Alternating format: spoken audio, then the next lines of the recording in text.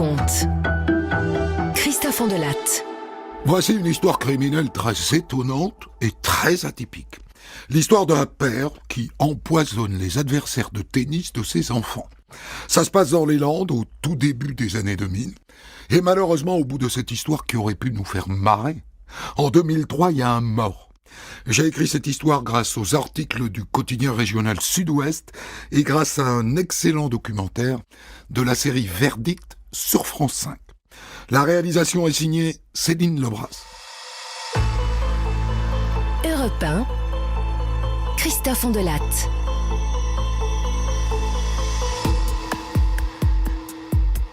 Le 28 juin 2003 se déroule la finale du tournoi de tennis de Bascons, dans les Landes.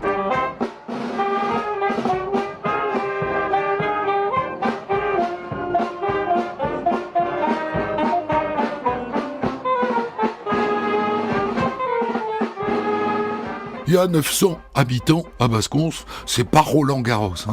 L'enjeu se limite à une coupe en plastique qui finira avec les autres sur l'étagère à prendre la poussière. Cette finale va opposer Benoît, 17 ans, à Maxime, 15 ans. Benoît arrive en avance, il balance son sac sur un banc dans le vestiaire et il va jeter un œil à la finale dame. Et quand il revient, il est intrigué parce que dans le vestiaire, ses affaires ont été déplacées. Rien ne manque, mais sa bouteille d'eau minérale a été ouverte. On a bu dans sa bouteille. C'est pas cool, ça. Mais bon, Benoît n'est pas chichiteux, il en boit quand même.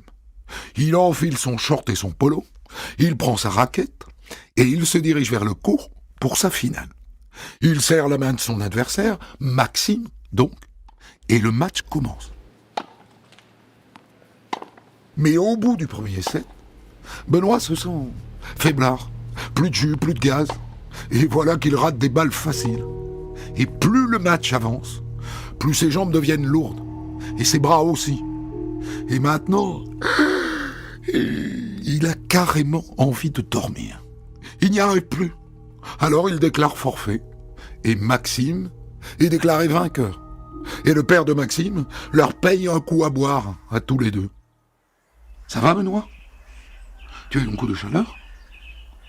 Je sais pas ce qui m'arrive, mais je vais pas très bien. Et là, Benoît file dans le vestiaire, et il s'écroule sur un banc, au point qu'il faut appeler un médecin, qui l'envoie direct aux urgences à Mont-de-Marsan. Il y reste 48 heures en observation, sans qu'on puisse expliquer ce qui lui est arrivé.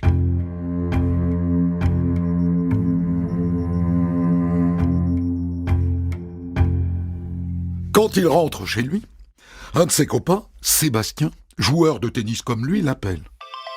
C'est lui qui a joué la demi-finale contre le fameux Maxime. Et lui aussi avait laissé sa bouteille d'eau sur un banc dans le vestiaire. Eh bien, figure-toi que quand je suis revenu au vestiaire, je suis tombé nez à nez avec le père de Maxime qui tenait ma bouteille à la main et qui était en train de la reboucher. Ah bon ? Et il a fait quoi après ? Il a posé la bouteille et il est reparti. Et moi, je me suis méfié. Et donc, je n'en ai pas vu. Parce que tu crois qu'il y avait quelque chose dans la bouteille ? J'en sais rien.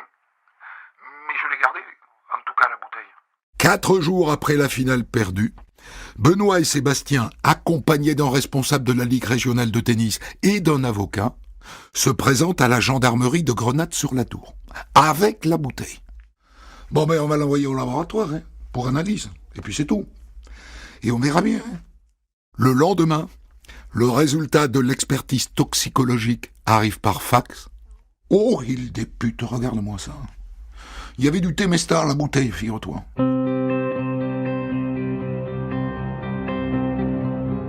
Le Temesta est un anxiolytique à base de benzodiazépine. Vous en prenez un et vous tombez dans les bras de Morphée.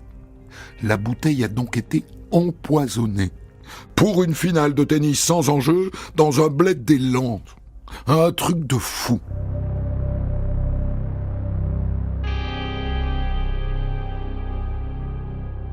Jusque-là, on pourrait rire de cette histoire, mais la suite est à pleurer.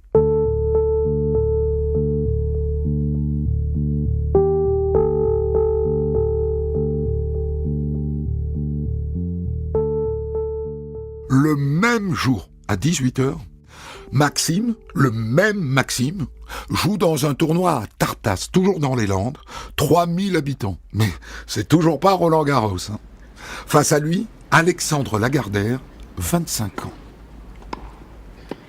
Jeu, 7 et match. C'est Maxime qui a gagné. 6-3, 6-1.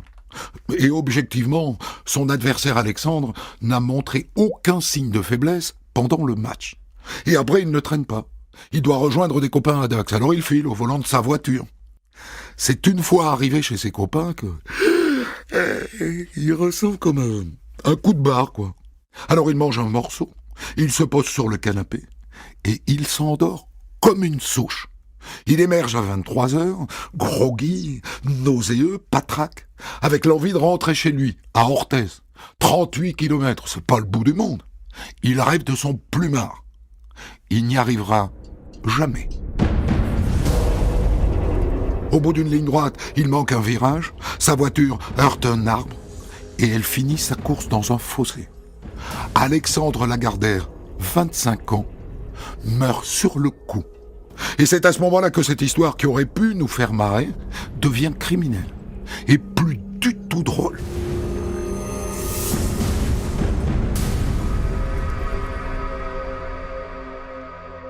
Quand les gendarmes apprennent qu'Alexandre Lagardère, décédé au volant de sa voiture, avait participé l'après-midi même au tournoi de tennis de Tartas, ça fait tilt, évidemment. Eux, ils font tout de suite le lien avec la déposition de Benoît et de Sébastien la veille. Bon, de toute façon, cet accident, il est bizarre, hein. La route, elle était sèche. Et elle était en bon état. Il n'y avait pas de gravillon, il n'y avait pas d'huile. Il n'y avait pas de traces de coups de frein. Il est allé droit dans l'arbre. Il s'est endormi, le gosse. Alors ils attendent les résultats de l'autopsie, avec une petite idée tout de même de ce qu'elle risque de révéler. Et ils ne sont pas déçus. Nous avons retrouvé une forte dose d'un anxiolytique dans le sang de la victime, un anxiolytique qui s'appelle le Temesta.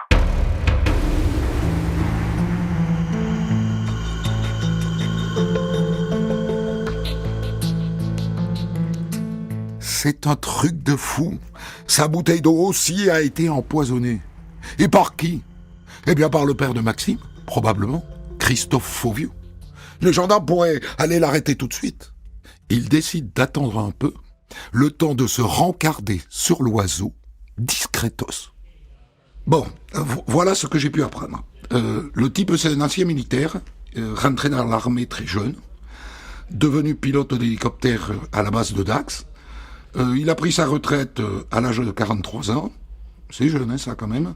Et puis, ma foi, depuis, il s'occupe de ses enfants, qui sont tous les 3 joueurs de tennis.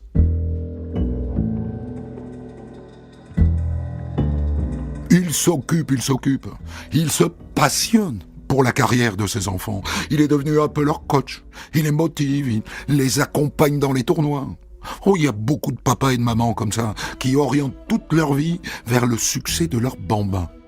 D'après ce qu'on a dit aux gendarmes, pour Maxime, le père a des ambitions régionales. Mais pour sa fille Valentine, il a carrément des ambitions internationales. Elle n'a que 13 ans, pourtant.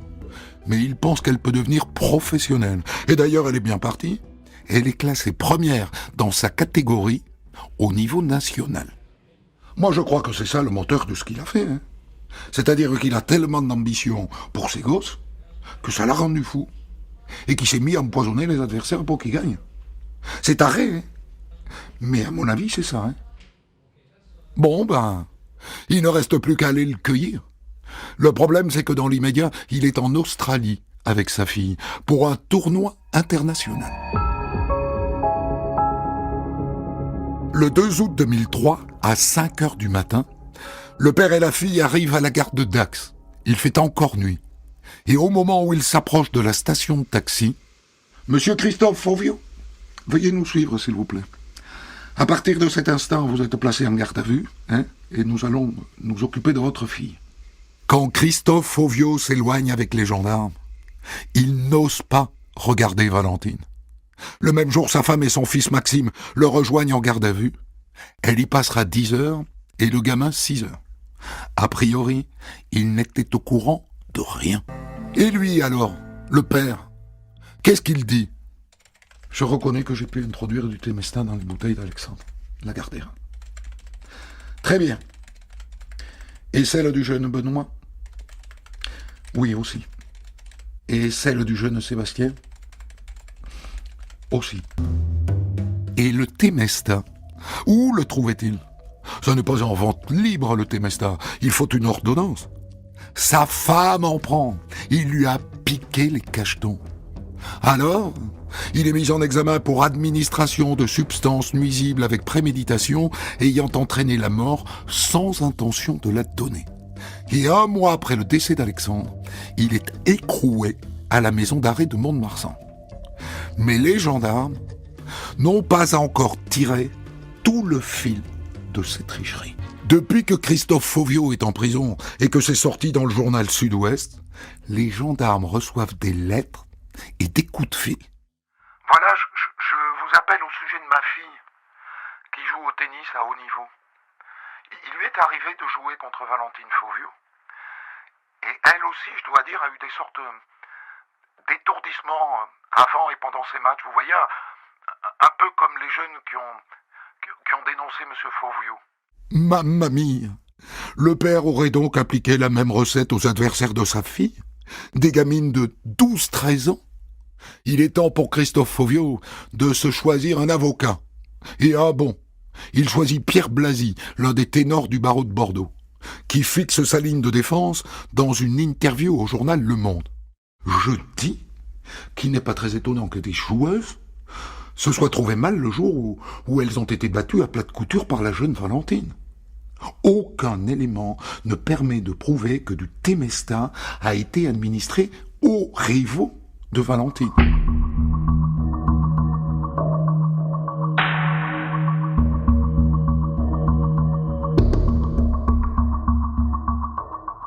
Autrement dit, Christophe Fauvio et son avocat veulent bien assumer la mort d'Alexandre et la tricherie contre Benoît et Sébastien, mais les autres, tous les autres, les adversaires de Valentine notamment, il n'y a pas de preuves. C'est pas nous.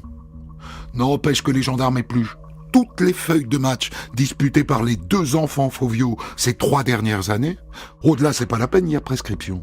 Ils appellent chaque joueur, chaque parent, dans les Landes, au Pays Basque, à Bordeaux, à Toulouse, à Montpellier et jusqu'en Haute-Savoie. Et ils identifient une 30aine de cas suspects parmi les adversaires de Maxime et de Valentine.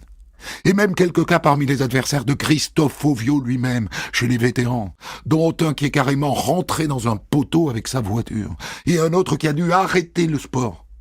Et tous racontent la même chose. Pendant le match, j'ai eu des sortes de vertiges, des nausées, des engourdissements, et après j'ai fini par m'endormir. Les gendarmes en arrivent à la conclusion qu'avant les matchs du père, du fils et de la fille, à chaque fois qu'un sac de sport d'un adversaire était laissé sans surveillance, Christophe Fauvio en profitait pour dissoudre 1 ou 2 comprimés de Temesta dans leur bouteille. Et que pour les plus costauds, il doublait la dose.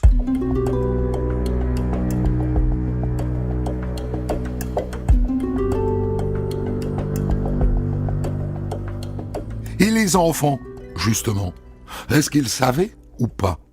Maxime du haut de ses 15 ans et Valentine du haut de ses 13 ans. Je vous promets, je savais rien du tout. Mais votre père, il vous disait quoi avant un match? Eh bien, toujours la même chose, que le tennis c'est le fair play, qu'il fallait se battre, qu'il fallait pas tricher. Tout l'inverse, quoi.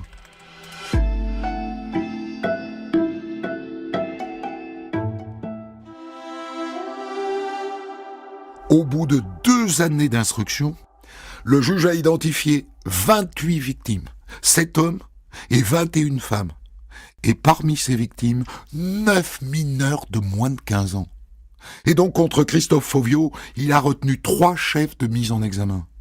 Administration de substances nuisibles, administration de substances nuisibles sur mineurs de 15 ans, et enfin, administration de substances nuisibles avec préméditation ayant entraîné la mort sans intention de la donner. et il renvoie le père devant la cour d'assises des Landes.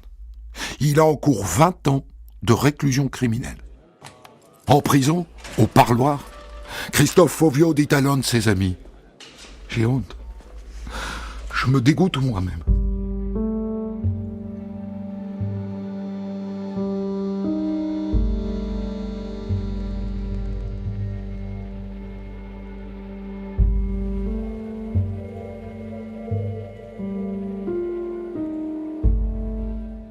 Le procès de Christophe Fauvio s'ouvre en mars 2006 devant les assises des Landes à Mont-de-Marsan.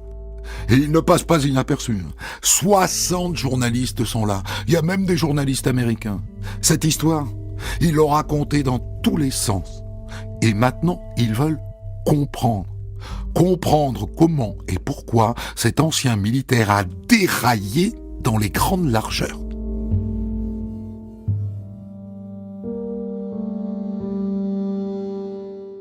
Alors, est-ce que l'explication se trouve dans son histoire personnelle? Il est le fils d'un chirurgien dentiste et d'une professeure de sport.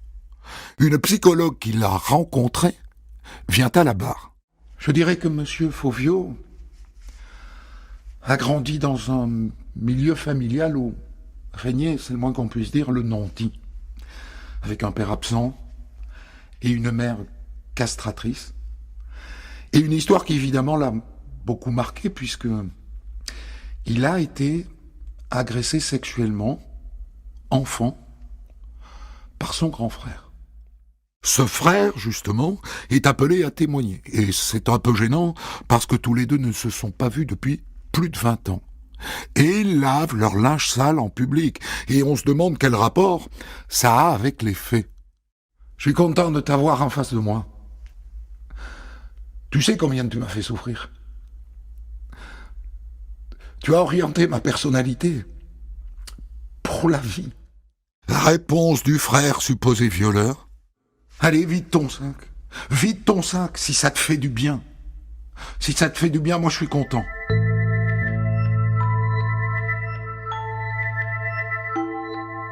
On s'intéresse aussi à ce moment où il quitte l'armée, jeune, à 43 ans. Ce moment où ses repères disparaissent. Lui dit que ça a été une période de cassure. L'expert psychiatre a là-dessus un regard très intéressant. Je dirais que Christophe Fauvio aura passé son temps à saboter ses succès, en quelque sorte. Sa carrière, par exemple, interrompue très tôt. Et en tout cas, je crois qu'il souffrait d'une incapacité à être.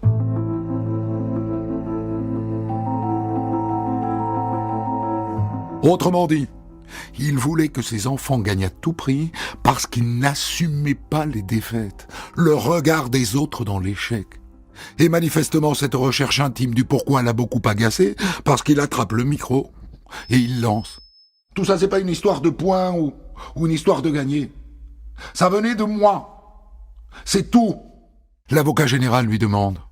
N'avez-vous jamais pensé à vous faire soigner? Non. Dans ma famille, aller voir un psy, c'était réservé aux tarés.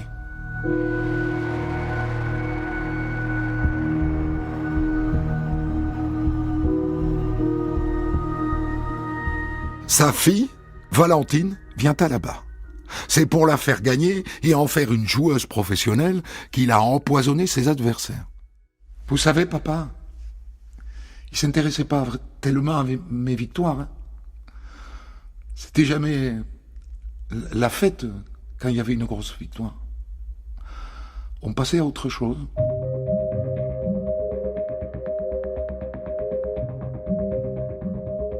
Les victimes, évidemment, viennent aussi témoigner.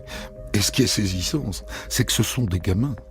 La plus jeune avait seulement 12 ans quand elle a affronté la fille de Christophe Fauvio en tournoi. Elle s'avance dans son t-shirt trop grand. Pour moi, ça s'est passé au tournoi international de Draguignan. Je me souviens, le père de Valentine, il était là. Et au bout du deuxième set, j'ai commencé à avoir les jambes lourdes. Mais je me suis douté de rien. Depuis son box, Christophe Fauvio ose à peine la regarder. Ensuite, un adolescent prénommé Franck raconte que Fauvio lui avait proposé de remplir sa bouteille d'eau. Après le match, j'ai pris ma voiture. J'étais tellement fatigué que pour rester éveillé, j'ai dû parler au téléphone avec ma petite amie pendant tout le trajet.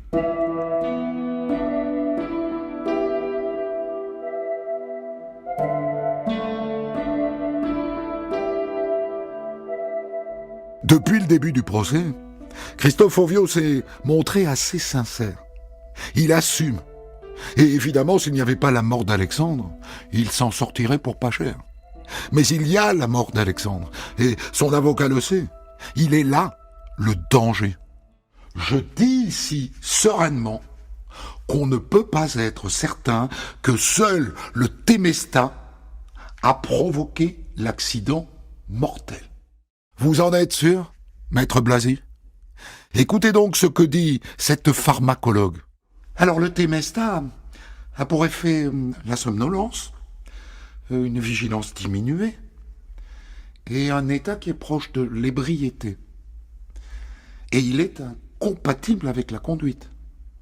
Et je dirais même que ces effets sont accentués par la pratique du sport. Du coup, l'avocat passe à autre chose. Il s'en prend maintenant à la Ligue de tennis Côte Basque Béarn et Landes. La Ligue était au courant que Christophe Fauvio était en train de dériver complètement. C'était à elle d'agir.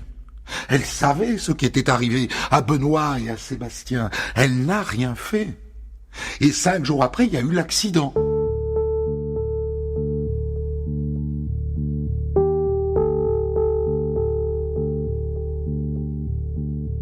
Est-ce que vraiment la Ligue savait que Fauvio avait pipé le match contre Benoît et Sébastien et qu'il n'y avait aucun doute sur le contenu des bouteilles après les matchs?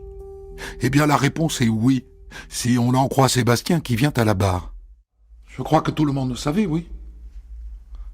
Vous savez, on l'a tous raconté, ça se savait par le bouche à oreille. Forcément, hein, c'est un petit milieu, hein, vous savez. Évidemment, l'avocat de la Ligue de tennis n'est pas d'accord. Moi, j'affirme que les responsables de la Ligue ne connaissaient pas le contenu de la bouteille, ni les résultats de l'expertise toxicologique. Et là, Maître Astabi, l'avocat de la famille d'Alexandre Lagardère, remet les choses à leur place. Enfin, ça n'est pas la Ligue qui a armé le bras de M. Fauvio, tout de même. Le dernier jour, l'avocat général se lève pour requérir. Je dirais que c'est le procès d'un homme sans gravité, dans un monde sans limite. Pour vous, monsieur Fauvio, la fin justifie les moyens. Mais la terre, monsieur Fauvio, ne vous en veut pas. Nous ne sommes pas en guerre. Il y a par ailleurs dans cette affaire tous les éléments de la préméditation. Fauvio amenait le Temesta, il repérait les lieux, les sacs et les bouteilles. Ça n'était pas une impulsion. Il n'a pas pu avoir 28 flashs impulsifs en 3 ans. Et puis, il en vient à Alexandre, qui en est mort. Pour lui, il fallait la dose, la vraie dose, de 4 à 6 cachets de Temesta. Une dose qui cloue. Parce qu'il vous énervait, monsieur Fauvio. Parce que votre fils l'avait joué 2 fois auparavant et que ça s'était mal passé. Monsieur Fauvio, est-ce que la mort d'Alexandre vous aurait arrêté si vous n'aviez pas été pris? Je laisse cette question à votre appréciation, mesdames et messieurs les jurés. Et je vous demande pour Christophe Fauvio une peine de 8 à 10 ans de réclusion criminelle. Je vous remercie.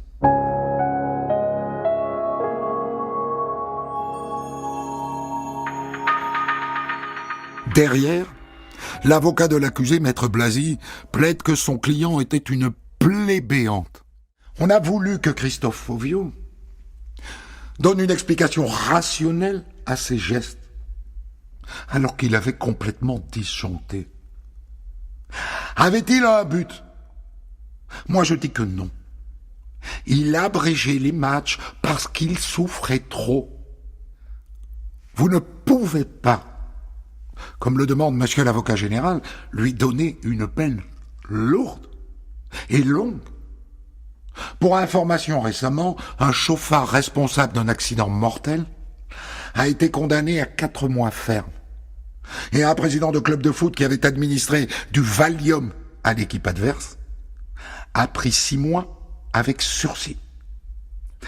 À mon sens, c'est dans ce quantum de peine qu'il faut chercher la peine que vous déciderez pour Christophe Fauvio. Et avant de délibérer, je voudrais que vous gardiez à l'esprit que Christophe Fauvio ne recherchait certainement pas la mort. Le procès touche à sa fin, et c'est à lui, Christophe Fauvio, que revient le dernier mot. D'une voix morne et fatiguée, il dit « Je me rends compte maintenant que j'ai nui à toutes ces personnes. Je voudrais vous dire que je porterai toujours la mort d'Alexandre Lagardère en moi. Et je demande pardon. » Les jurés se retirent pour délibérer.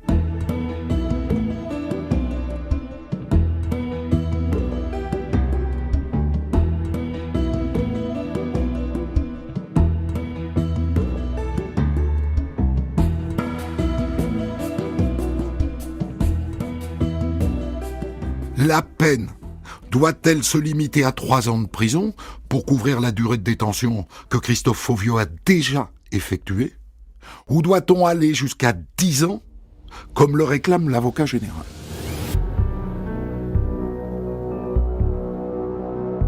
Au terme de 2 heures de délibéré, les jurés regagnent leur place et ils rendent leur verdict.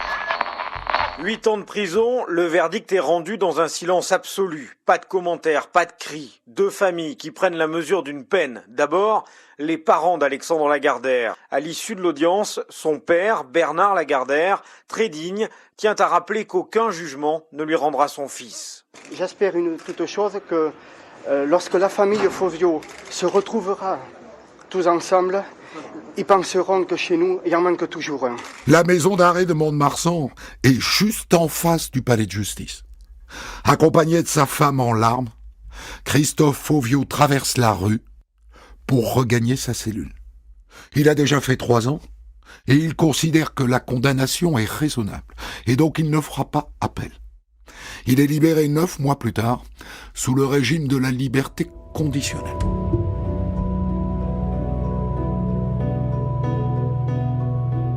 En mémoire de ce drame, la Ligue de tennis Côte Basque Béarn et Landes a créé un trophée pour sensibiliser les joueurs et leurs parents à la nécessité d'une pratique sportive pacifiée. Et ce trophée porte le nom d'Alexandre Lagardère.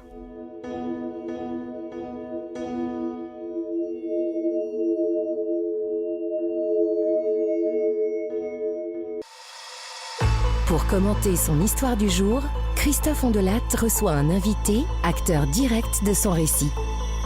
Voilà donc pour cette incroyable histoire que je vais débriefer avec vous. Maintenant, maître Alain Astabi, avocat au barreau de Bayonne. Vous étiez dans ce dossier avocat de la partie civile, c'est-à-dire l'avocat de la famille d'Alexandre Lagardère. Cette peine de 8 ans de prison, est-ce qu'elle colle à l'idée qui était la vôtre et à celle de la famille d'Alexandre avant le procès ? Oui, elle collait parfaitement aux perspectives que nous avions pu dessiner avec la famille Lagardère. Ceux-ci avaient parfaitement admis que M. Fauvio n'avait pas voulu la mort de leur fils, si bien qu'on ne pouvait pas atteindre des peines maximales. Et donc 8 à 10 ans, c'était effectivement dans les projections que nous avions pu faire ensemble, et ça a été accepté de manière parfaitement digne. Lui aussi, d'ailleurs, c'est intéressant, accepte la peine. Il y a une sorte de consensus, là. Il trouve que 8 ans, c'est juste. Oui, c'était tout à fait à l'aune des faits qui lui étaient reprochés. Il n'y avait pas de préméditation quelconque d'une volonté de mettre un terme à la vie d'Alexandre. Les explications étaient ailleurs. Donc il n'y a pas eu de difficulté. On voit parfois dans des dossiers des clients qui se cadrent à l'énoncé du délibéré, de la sentence. Ça n'a pas été le cas en l'occurrence. Bon, il faut dire que monsieur et madame Lagardère sont des gens tout à fait équipés sur un plan intellectuel, mais également d'une dignité tout à fait remarquable. Ils ont quand même le sens de la réflexion. Dites-moi, Maître Astabi, est-ce que la cour d'assises était le passage obligé de cette affaire? Parce que moi, je me disais quand même en l'écrivant que c'était typiquement le genre d'affaire qui aurait pu se terminer devant le tribunal correctionnel. Non, dans la mesure où il y avait eu administration de ce qu'on appelle une substance nuisible, la seule compétence était celle de la cour d'assises. Pour parler en termes plus communs, il s'agissait d'un cas d'empoisonnement. À partir du moment où on évoque une hypothèse d'empoisonnement, c'est nécessairement une affaire criminelle, c'est nécessairement une cour d'assises qui doit se prononcer et donc qui devait appréhender le cas de M. Fauvillot. Donc pour vous, c'est un crime et pas un délit, quoi? Ah non, c'est un crime de manière absolue. Il n'y avait pas l'ombre d'un seul doute quant à la direction, l'aiguillage qui devait être celui de ce dossier. Il a été tout à fait naturellement, logiquement et juridiquement adressé à la cour d'assises. Maître Astabi, alors la grande question de cette affaire, c'est celle du pourquoi. Qu'est-ce qui a amené donc cet homme à perdre le sens commun? Est-ce que vous estimez que le procès a répondu totalement à cette question? Je ne sais pas si je suis la personne la mieux placée pour répondre à cette question.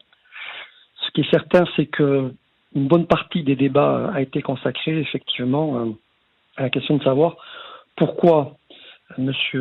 Fauvillot s'était comporté de la sorte et avait pu administrer des substances nuisibles non seulement à Alexandre Lagardère, mais également à 34 autres victimes qui ont été recensées par les enquêteurs à l'occasion de leurs investigations. Moi, de mon poste d'observation, je ne pouvais que m'en remettre à ce que nous disaient les différents professionnels en matière de psychiatrie et de psychologie. Et ce que j'ai retiré de leurs explications, c'est que on avait premièrement, et ça c'est apparu très clairement à l'occasion des débats, affaire à une personne très autocentrée, qui avait une tendance narcissique très importante, ce qui l'a mené à avoir quelques difficultés à considérer autrui. Et cette personne présentant ces carences-là avait une soif de réussite qu'il avait comblée, lui, à son niveau, en qualité de militaire, puisqu'il avait été formateur, qu'il avait, d'après ce que j'ai compris, combattu au Tchad, il avait été décoré. C'est quelqu'un qui avait eu une trajectoire militaire et personnelle, personnelle tout à fait intéressante. Et ce qui ressortait des débats et des explications des experts, c'est que cette personne souhaitait que ses enfants réussissent.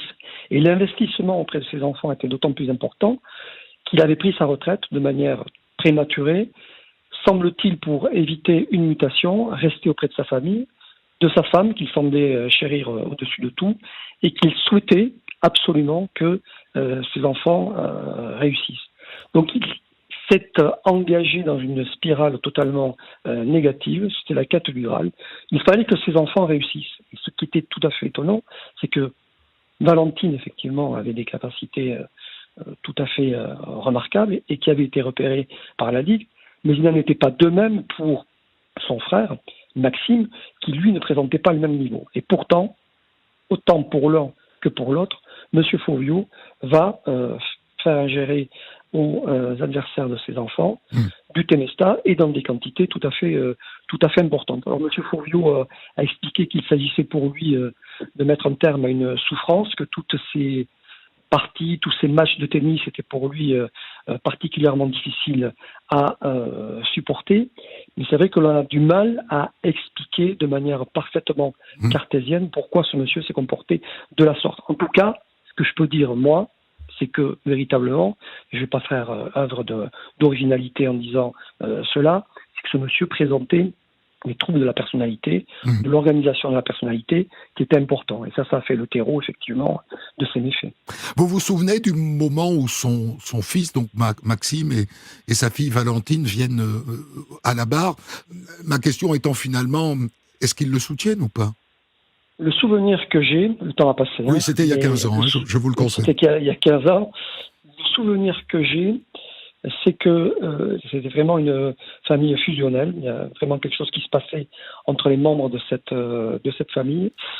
Ce que j'ai pu vérifier, par contre, de manière beaucoup plus sensible et beaucoup plus nette, c'est que l'enquête n'a jamais permis de démontrer que les enfants étaient au courant des agissements du père. Voilà.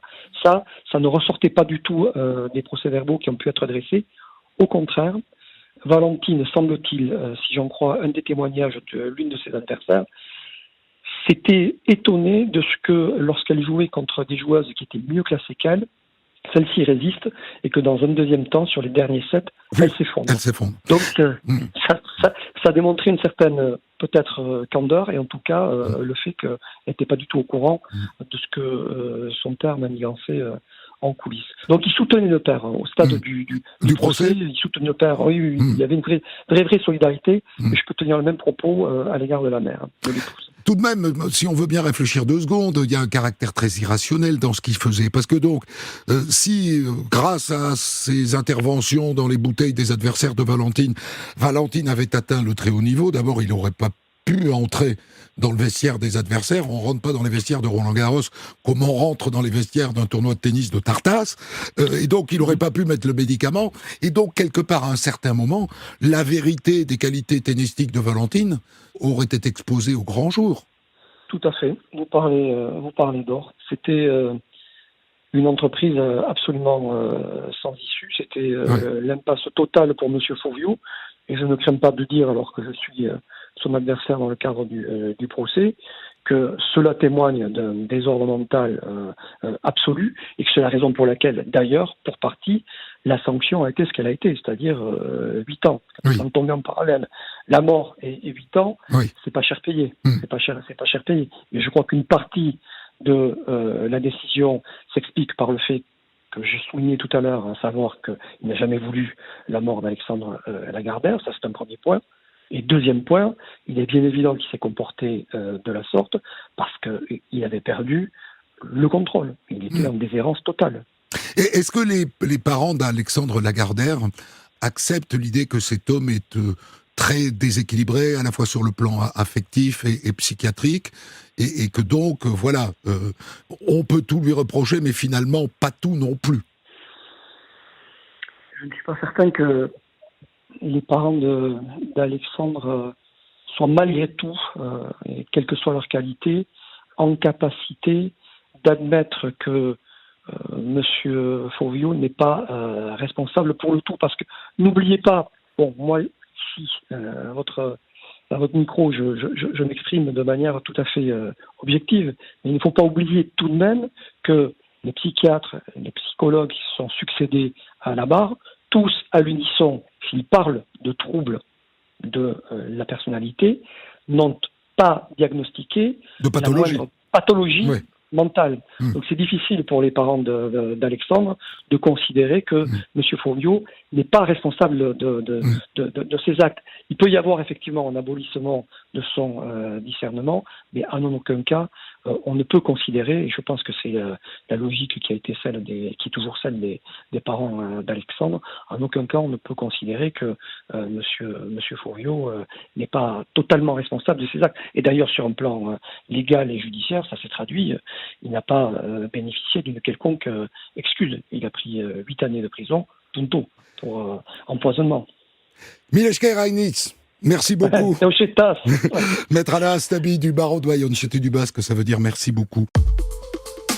Des centaines d'histoires disponibles sur vos plateformes d'écoute et sur europe1.fr.